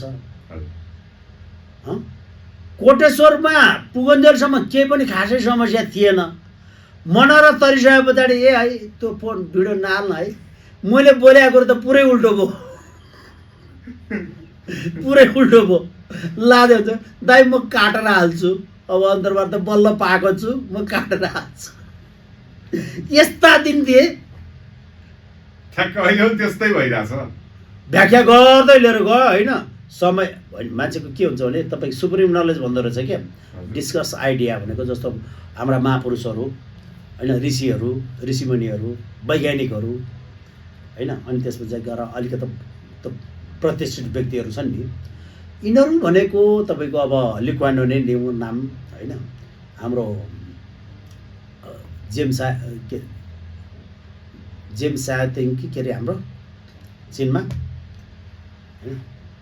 होइन अनि सी जिङपिङ त अहिले अनि त्यसपछि गएर सुन्नु न अनि त्यो भयो मार्क्स लेनिनहरू होइन अब यी छन् नि मार्क्स अब हाम्रो के मार्शलहरू अनि त्यसपछि गएर रबिन्सहरू अर्थशास्त्रका होइन अब वैज्ञानिकहरू त नाम लिइहाल्नु पाइन्छ होइन जेम्स वाट अब राइट द ब्रदर्सहरू यस्ता खाले मान्छेहरू छन् नि यिनीहरू भनेका सुप्रिम नलेज हुन् क्या सुप्रिम नलेज डिस्कस आइडिया अर्थात् के गर्दा के हुन्छ भनेर सुप्रिम नलेजले त्यो बारेमा सोध्छ र त्यसले पुरै समाजलाई त्यो सोचले एउटा निचोड दिन्छ त्यसलाई सुप्रिम नलेज भनिन्छ अनि अर्को छ मिडल नलेज भनेको मध्यम स्तरको दिमाग भएका मान्छेहरू भने चाहिँ डिस्कस इभेन्ट घटनाक्रमको बारेमा व्याख्या गर्दै लिएर जान्छन् उनीहरूले अब यस्तो यस्तो भयो यो हुनसक्छ जस्तो बादल उठ्दै आयो पानी पर्ने सम्भावना बस्छ छाता छाता बोकेर हिँड है भनिन्छ नि त शिरतिर पानी परो बाढी आउन सक्छ घटनाक्रमलाई हेरेर व्याख्या गर्ने मान्छेहरू नेपाली काङ्ग्रेस भनेको यस्तो पार्टी हो यसले यो कुरा त गर्दैन यस्तो काममा कम्युनिस्टहरू गयो त्यसकारण काङ्ग्रेसको यहाँ आक्रमण हुनसक्छ है र काङ्ग्रेसले यहाँबाट बाहिरिन सक्छ घटनाक्रमको व्याख्या गर्ने यिनीहरू कम्युनिस्ट वैचारिक रूपले एकै ठाउँमा छन् आवश्यक परादिन यिनीहरू एकै ठाउँ आयो भने यिनीहरूले अर्को 10 वर्ष जति चाहिँ देश चलाउन सक्छन् किनभने यो पनि कम्युनिस्ट हो त्यो पनि कम्युनिस्ट हो दुईटा मिल्दाखेरि बहुमत आउने वातावरण नै छ बहुमत आउँदाखेरि यसमा यस्ता यस्ता व्यक्तिहरू छन् त्यसकारण यिनीहरूले यो काम चाहिँ गराउँछन् यो कामले जनतालाई यिनीहरूसँग टिक्ने आधार दिन्छ टिकै पछाडि त यिनीहरू 10 वर्ष चलाउँछ यसरी व्याख्या गर्न पाइन्थ्यो त्यो ठाउँ थियो त्यो व्याख्या डिस्कस इभेन्ट भन्छ होइन त्यो मध्यम स्तरीय दिमाग त्यसरी भन्नलाई पाउन पाए हुन्थ्यो भन्ने कुरो सुप्रिम नलेज त पाइएन होइन तर यो मध्यम स्तरको नलेज चाहिँ बनाउनु पर्छ भन्ने चाहना थियो मलाई अनि त्यो यिनीहरूले दिएनन् मलाई बाँझो हाले यहाँ अहिले सरकार चलाउने जतिले बाँझो हाले मलाई त्यतिसम्म हुन दिएन अनि अर्को दिमाग हुन्छ त्यसलाई थर्ड क्लास दिमाग भनिन्छ थर्ड क्लास दिमाग discuss people supreme knowledge discuss idea middle knowledge discuss event र अर्को लिटिल नलेज डिस्कस पिपल अर्थात् त्यो थर्ड क्लास दिमागले व्यक्तिको कुरा काट्छ भन्थे गुटुमुटु पारेर आएर थर्ड क्लास दिमाग बनाएर छोडिदिए अब दिनु यिनको कुरो काटे मात्रै टिकिने अब मैले त्यो राज्य बनाउने भनेर जस्तो 500,000 नोट हटाउँ सिङ्गल खाता बनाउँ यो गरौँ कति दिन भन्ने प्लान सुकुम्बासी समस्या यसरी हल गरौँ सहकारीको हल गर्ने यो उपायहरूमध्ये योभन्दा राम्रो उपाय खोजौँ घरहरू यसरी बनाउँ व्यक्तिहरूलाई हाम्रो अहिलेको विकास निर्माणको कामहरूमा यो पाराले गरौँ कति दिन पुग्छ मेरो दिमागले 3 दिन कि 2 दिन 2 दिन पुग्यो भने त मभन्दा जान्ने मान्छे धेरै मध्ये जान्नेहरू मध्येमा म पनि पर्छु त्यो पुग्दैन नि पुरै महाभारत जसको यति अंश हो गीता 18 पर्वको पनि युद्ध मैदानमा पनि युद्ध सुरु हुन युद्ध मैदानमा पुगिसके पछाडि युद्ध हुनुभन्दा अगाडिको बिचा एकछिन कृष्णले र अर्जुनले गरेको कुरा त पुरै गीता भागवत भन्ने ठाउँमा त 40 पुस्ताको कथा आउँछ भगीरथ राजा नहुस राजा पृथु भरत कुरुवंशीहरू आए नि त कुरु अब रामायणमा गएर हरिश्चन्द्रदेखि लिएर गएर छ नि विश्वामित्र छन् होइन, मुचकुन्ददेखि लिएर गएर सबै कति राजाहरू, अब हिरण्यकश्यपदेखि लिएर गएर हिरण्याक्षसम्म, उसको पनि नाति लिएर गएर विरोचनको छोरो बलिसम्म भने महाभारतमा आइसके पछाडि त सन्तुनदेखि लिएर गएर छ नि।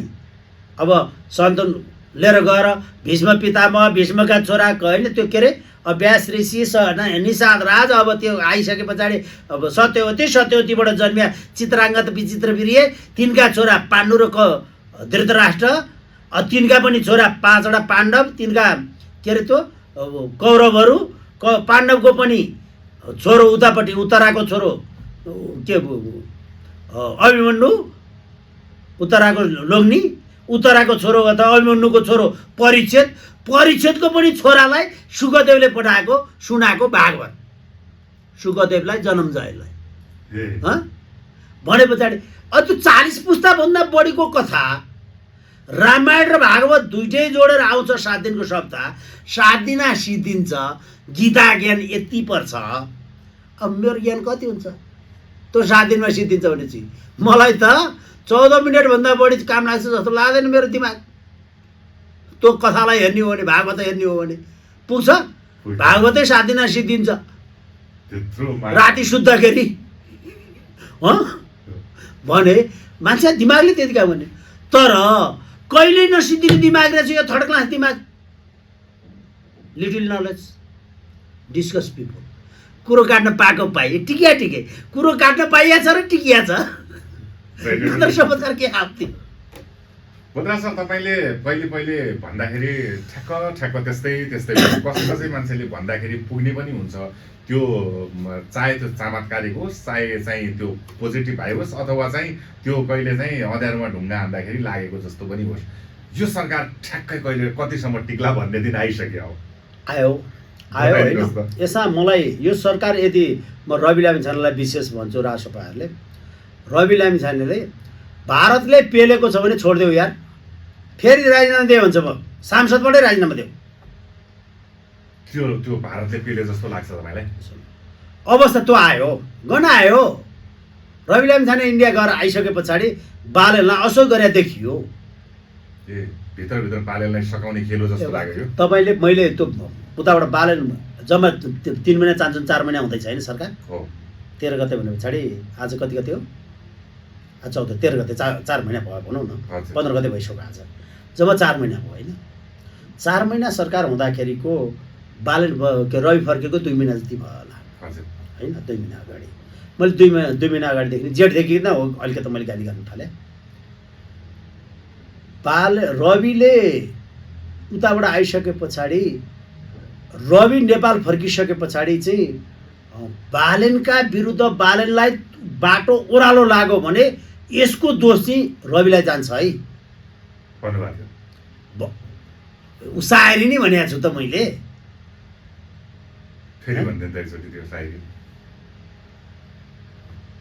अजय देवगनले फिल्ममा भनेको थियो सायरी अब ठुक्कर नमिला तर आशय ट्याक्कै मिलाएर भनिहाल्छु म। हमको तो अपनों ने लूटा गैरों में कहाँ दम थी, हमको तो अपनों ने लूटा गैरों में कहाँ दम थी, मेरे किस्ती वहां पर डूबी जहाँ पानी कम थी। किस्मत की किस्ती वहां डूबी जहाँ पानी कम थी। हो, किस्मत की कम किस्ती वहां डूबी जहाँ पानी कम थी होइन। त्यही शब्द यसलाई नेपालीमा उल्था लाउँदा चाहिँ यस्तो हुन्छ है भनेर भनेको छु मैले। बालेनको सरकार ढाल्न विपक्षमा कहाँ दम छ, बालेनको सरकार ढाल्न विपक्षमा कहाँ दम छ, यिनको सरकार त्यहाँ गएर डुब्छ जहाँ पानी कम छ। त्यो पानी कहाँ कम छ? बिना कारण ढल्छ क्या पानी कम छ भनेको। अहिले कसैको दम छ? विपक्षी जम्मै मिलेर राष्ट्रपतिलाई कहिले भेट्ने छैन। आवश्यक पर्यो भनेदेखि 25% सभासद जोड्न नसक्ने अवस्था छन्। 2टा दल बटालियो भने नैतिकता नै सङ्कटमा छ। कसरी सरकार ढाल्ने त कुरै तपाईँको नेपाली कारणले मात्रै मान्दैन भने अरू बाँकी रहेका जम्मै जोडेर पनि विशेष अधिवेशन बोलाउने हैसियत छैन हो। अनि यस्तो कमजोर विपक्ष भएको बेला सरकार यति निम्छरो हुन्छ भने अनि कहाँ गएर डुब्यो त चाहिन्छ पानी डुब्नलाई अनि वातावरण त्यो बन्यो कि बनेन ल भन्नुहोस् त्यो दिन पछाडि शिशिर खनाल नमुन्ली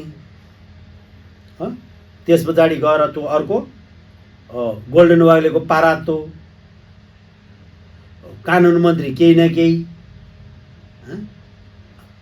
होइन एसएलसीमा बोर्ड पास भयो भने पछाडि आमामामा हामी मैले 30 जना पास गरेँ यो त कति जाने भनेर मन्त्री पनि आएको कुरो भयो क्या कसलाई त्यो सोभितालाई विशेषज्ञ अरे कण्ठ गरेर जाँदा लेख्न सक्ने मान्छे विशेषज्ञ हुन्छ चाहे अलिकति सौदो भन न यिनलाई बनाइन्छ भन न पत्याइन्छ किनभने क्षमता छ उसँग उनलाई क्षमता भएको मान्छेलाई गाइड गरियो भने त जस्तो पढ्न सक्ने क्षमता भएको मान्छेलाई पाइलट बनाउन सकिन्छ सकिन्न अनि पाइलट बनाउनलाई क्षमता नभएको मान्छेलाई लिएर पाइलट बनाउन सकिने हो र पाइलट बनाउन क्षमता पुग्ने मान्छे हो है यसलाई पाइलट बनाउनु पर्छ भनेर लाग्नु त पाइन्छ धेरबाट के कण्ठ गरेर लेख्दाखेरि ठिक भयो भन्छ म तपाईँलाई अस्ति पनि एउटा उदाहरण भन्थेँ म सँगै साथीलाई लिएर गएर जात दिएर आएको जात दिइसके पछाडि गेस गर्नुपर्छ नि त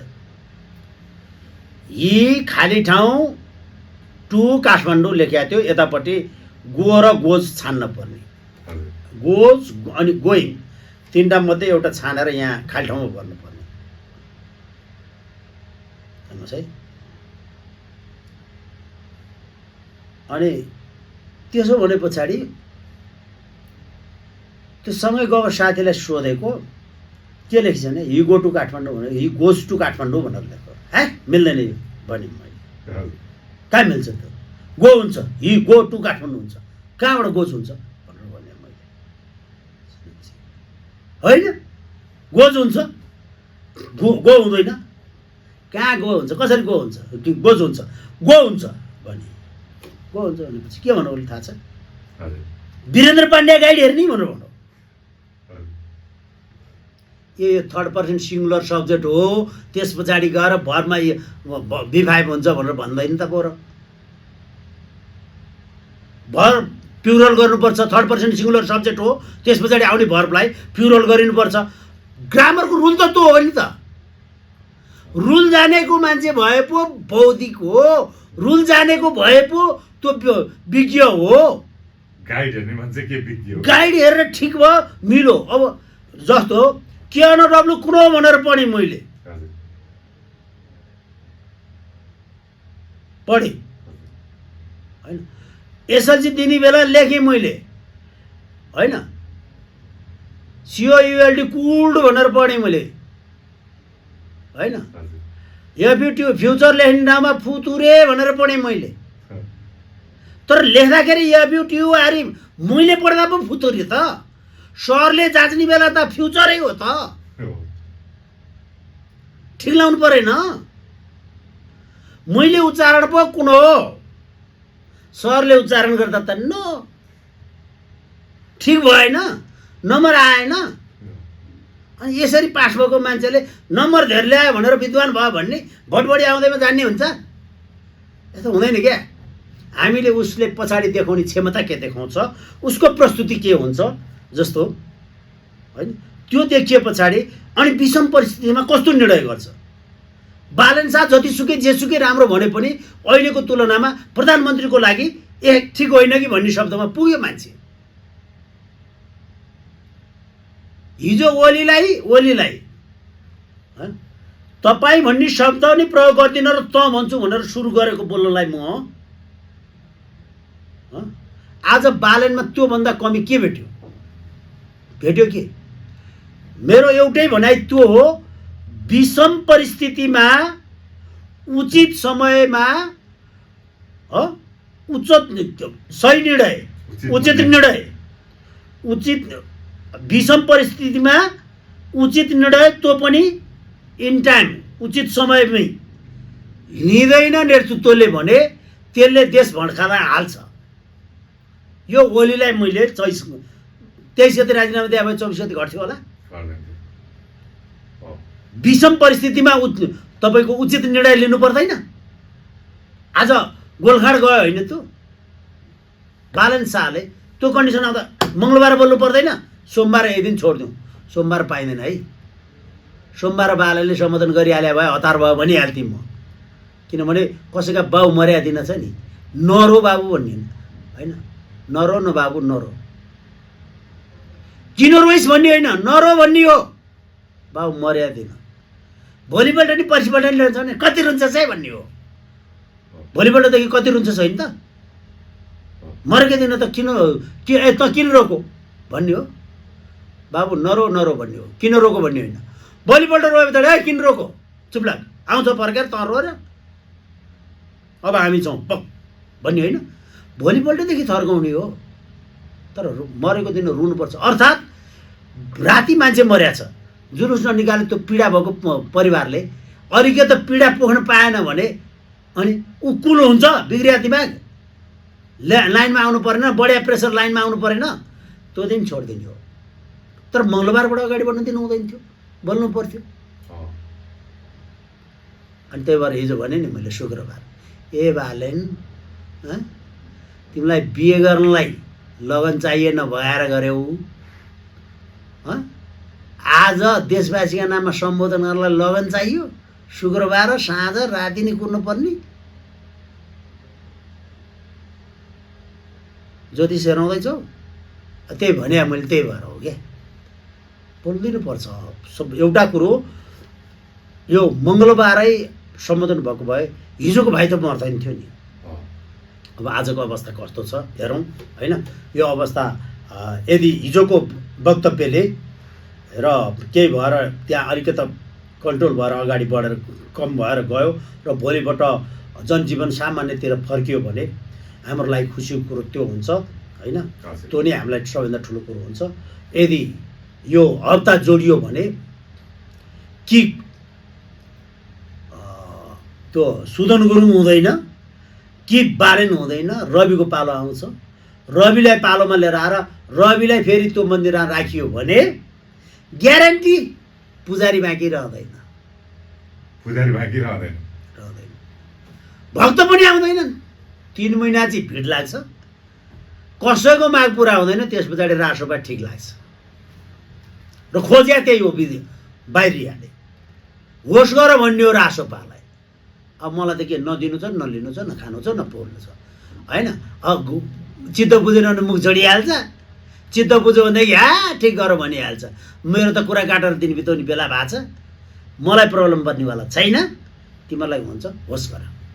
अन्तिममा हामी चाहँदैनौँ यो सरकार अहिले नै जाओस् भनेर, 5 वर्ष टिक्नै पर्छ। युवाहरू संसदमा आएका छन् र देश पनि जल्नु हुँदैन, धार्मिक द्वन्द्व पनि फैलिनु हुँदैन, कोही मान्छे मर्नु पनि हुँदैन, देश शान्त हुनुपर्छ। पहिलेदेखि बाबुबाजेको पालादेखि शान्त भइआएको देश अब पनि शान्तै रहनुपर्छ भन्ने मान्यता हो र हामी यही कामना पनि गर्दछौँ।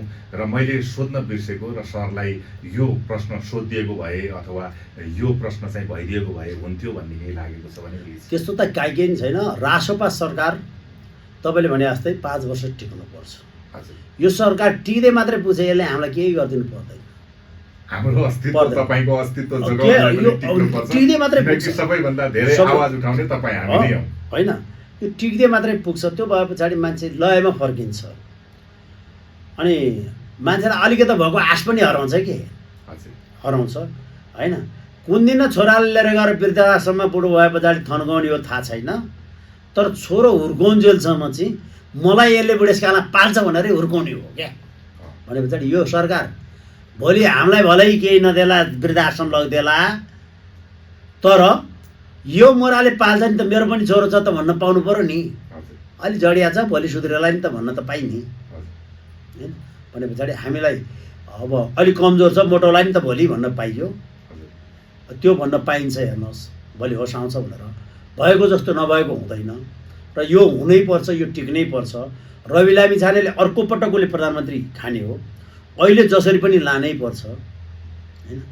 र रवि लामिछानेका मुखबाटै 5 वर्षलाई बालनलाई बोक्छु म भनेर भन्ने शब्द जब बोल्नु पर्यो, अलरेडी तय छ, बोल्नु परे पछाडि गडबड छ, गडबड भए पछाडि हामीलाई टेन्सन भयो नत्र सम्झौता भइसके पछाडि हजुर र सो अनुसार केस अगाडि बढिसके पछाडि हजुर त्यसको बारेमा प्रश्न जब सरकारको गडबडी हुन्छ ढल्न थाल्छ पहिला पनि हुन्थ्यो के त्यो सरकार ढल्नु जब मन्त्रीले गएर यो सरकार त होइन पहाड यो सरकार यति मजबुत छ सितिमिति ढल्दैन भन्थ्यो त्यसकै 3 दिनका दिन ढल्थ्यो क्या त मन्त्रीले भन्न थाले पछाडि अब त्यो भुइँचालो आएछ भन्ने कुरो थाहा हुने नत्र सरकार ढल्दैन त थाहा छँदै छैन रासोपा फुट्दैन के रासोपाको बहुमत छ थाहा छँदै छैन त हाम्रो पार्टी फुट्दैन भनेर सांसदहरू हिँड्न थाल्यो भने नि अब तिनीहरू कहाँ दरार आयो भन्ने कुरो थाहा भयो नत्र भनिराख्नुपर्छ भने जब भनिन्छ दरार आए पछाडि भनिन्छ बाहिर दरारभन्दा बाहिर आउँदाखेरि मेरो घर सग्लै छ भन्दै हिँडे पछाडि त्यसको घरमा गडबड छ यो मान्यताका आधारमा हामीले भने हो सरकार यो रविले गर्नु हुँदैन अहिले रविले सरकारमा गइसके पछाडि बालन शाहलाई केही गरी यो वातावरण त्यो बनाइँदैछ सामाजिक सञ्जालबाट लेखिन्छ अब बालनले भएन रवि दाइले जिम्मा लिनु पर्यो भनेर लेख्न थालेका छन् अनि हामीले भनेका थियौँ हिन्दुस्तानबाट रवि फर्के पछाडि तेरा सरकार वहाँ पर डुबेगा जहाँ पर पानी कम था हो यो शब्द हामीले बोलेका थियौँ अब रवि लामिछाने हिन्दुस्तानबाट फर्केर आए पछाडि बालनलाई तल झार्न थालियो भने यसको दोष सर्वाधिक बढी रविलाई जान्छ भलै रविले नगरौँ तँलाई कुनै न कुनै दिन नम्मारी छोड्दिन पढ्न लेखेर राख रेकर्ड राख तँलाई मार्छु नि मार्छु भनेर बोल्या मान्छेले सुनेर पटक पटक 2-3 पटक बोलिसकेपछि त्यसले मारिराख्नु पर्छ अर्कैले मारिदियो भने नि पहिला त पुलिस त्यहाँ आउँछ त हो समाउन आउँदैन यही भन्थ्यो पहिले मारे होइन उसले मैले मात्रै बोल्या हो होइन तर छानबिनको पहिलो दायरामा उही पर्छ ए रवि उता गएर आएर चक्लेट खाएर आए पछाडि त कुरो त्यही भयो त फुलमारा वर्ष आएपछि त हो नि बालनमाथि प्रश्न उठ्दै उठ्दै आयो नि त कति राम्रो थियो मन्त्रालय जति राख्छु भने त्यति आहा भने होइन यो कार्यक्रम गर्छु आहा सन्देश लिएर आयो के अध्यादेश के भयो त पास गर्न सकिहाल्छ रासोपाले अध्यादेश ल्यायो के छिटो गरे त हो नि गर मलाई पत्रकारले सोध्थे ए बालन बोल्दैन सिआरएले बोले नि बुझिया थिएन किन बोल्नु पर्यो भनेर छेक्ने मै हो अब अहिले त जति नबोले पछाडि त ज्याउ नि त घर बोलाउने इष्टमित्र भनेर राख्ने मिठो मिठो पकाएर खुवाउँछु भनेर किनेर लिएर आएर मिठो पनि बनाउने भित्र गए पछाडि हात मिलाएर हजुर बस्दै गर्नुहोस् भनेर ऊ मोबाइल हेरेर गफै गर्दैन भने जति मिठो भयो नि रुच्छ यार अलिअलि त गफ गर्नुपर्छ नि त आतिथ्य बोलाए पछाडि त पाहुनासँग गफ गर्नु पर्दैन धेरै बोल्नु परेन एकरो बोले गरेर मैले यति गरेँ उति गरेँ भनेर रामचन्द्र पौडेलको जस्तो नातिले यस्तो गर्छ छोरोले गर्छ भेट्न गए पछाडि जम्मै व्याख्या मात्रै गर्नु भयो नि के रामचन्द्र पहिला पनि गर्नु गए पछाडि मेरो नाति यस्तो भयो परनातिले यस्तो गरिन्छ त्यो गरिन्छ घरको सिवाय फिटी कुरो गर्दैन थियो त्यो खोर्सानी के काती बुढो आफ्नो परिवार देशको नेता परिवारको बारेमा मात्रै गफ गर्छ त्यस्तो भयो भने धेर बोल्या पनि काम छैन नबोल्या पनि काम छैन आवश्यकता बोल्नुपर्छ त्यो चल्नुपर्छ जसले अप्ठ्यारो पर्छ बोलेका कुराहरू सकभर पुरा हुने कुराहरू बोलिदिने हो भने झन् बढी विश्वास हुन्छ हामीलाई देश जसले बनाए पनि बनाया देश चाहियो सरकार भनेको अभिभावक हो अभिभावक भनेको जिम्मेवारी हुनुपर्छ हुनु पर्यो त्यति होस् भन्ने हो समय दिनुभयो धेरै धेरै धन्यवाद नमस्कार